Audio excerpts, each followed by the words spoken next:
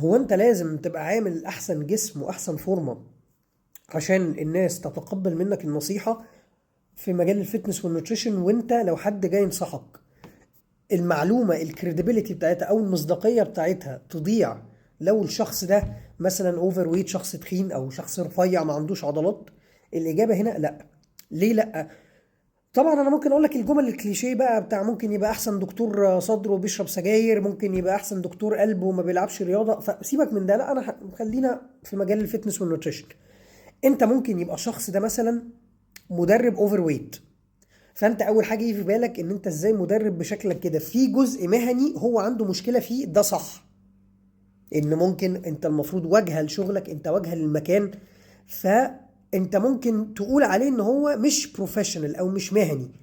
لكن هل المعلومه صح او غلط دي بقى ملهاش علاقه بجسمه. ليه؟ عشان بمنتهى البساطه هو ممكن يديك نظام غذائي صح، وممكن يبقى المعلومات يقول لك في التغذيه صح، بس هو كشخص مثلا ما عندوش اراده.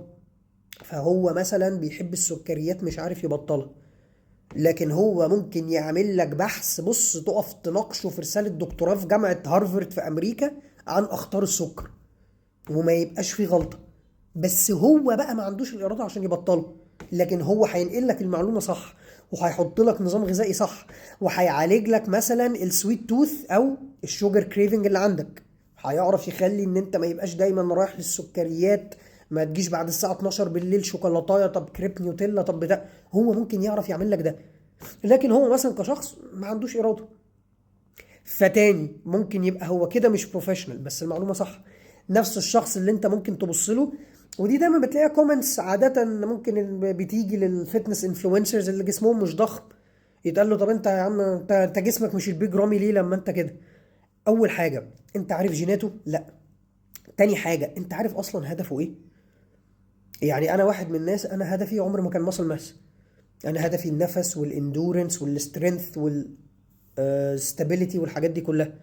ليه؟ عشان انا عايز مثلا في المرحله، من زمان بخطط للمرحله اللي انا فيها دلوقتي، ان انا الحمد لله هتم 37 سنه وعارف العب كل انواع الرياضات وعارف افرهد، والصبح اروح الجيم وبالليل اطلع اعمل معرض.